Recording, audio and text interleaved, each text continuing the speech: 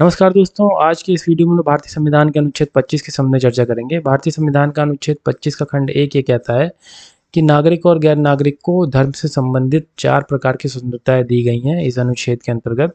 और वो 4 प्रकार की स्वतंत्रताएँ कौन-कौन सी हैं? आपका अंतःकरण की स्वतंत्रता, धर्म को अबाध रूप से मानने की स्वतंत्रता, धर्म के आचरण की स्वतंत्रता और धर्म के प्रचार की स्वतंत्रता। और इन स्वतंत्रताओं पर, इन अधिकारों पर आपका क्या-क्या है, प्रतिबंध भी लगाया जा सकता है।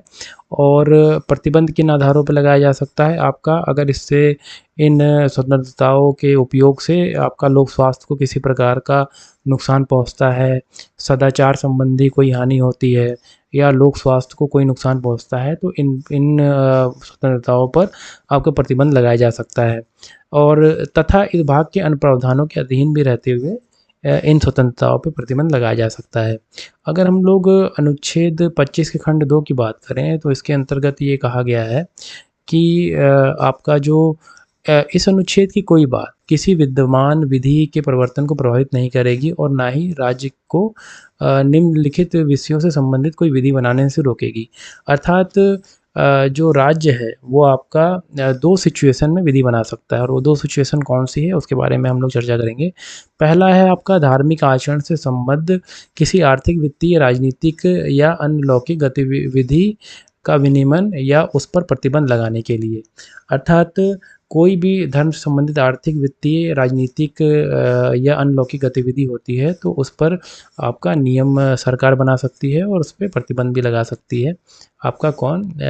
राज्य उस पे प्रतिबंध भी लगा सकती है। और मान लीजिए कोई कोई धर्म से संबंधित कोई आपका कार्य किया जा रहा है, ठीक है? कोई भी धर्म से संबंधित आपका कार्य किया जा रहा है, तो राज्य सरकार ये कह सकती है कि अगर कोई भी कार्य आप लोग कर रहे हैं, तो उसका अनुमति लेना सरकार से अनिवार्य है। अगर हम लोग सिचुएशन 2 की बात करें, तो समाज कल्याण और सुधार के लिए अथवा सार्वजनिक स्वरूप के हिंदू धार्मिक संस्थाओं में हिंदुओं के सभी वर्गों और सभी अनुभागों के लिए खोलने के उद्देश्य से, अर्थात समाज कल्याण और सुधार के लिए। और आपका सार्वजनिक जो हिंदू धर्म से संबंधित जो मंदिर हैं, उनमें हिंदू के सभी वर्गों के प्रवेश के लिए आपका सरकार क्या कर सकता है, नियमन बना सकता है। और अगर हम लोग यहाँ पे सिचुएशन की बात करें, 2 स्पष्टीकरण की बात करें, तो कृपाण धारण करना और साथ रखना सिख धर्म के पालन का एक अंग माना जाएगा। ये स्पष्टीकरण 1 में ये कहा गया है। और स्पष्टीकरण 2 में ये कहा गया है कि खंड 2 के उपखंड ख में जो हिंदू शब्द का प्रयोग किया गया है, उसका अर्थ आपका हिंदू, सिख, जैन, बौद्ध सभी से माना जाएगा। अर्थात इन सभी को मानने वाले व्यक्तियों को इसमें सम्मिलित किया गया है हिंदू धर्म में। धन्य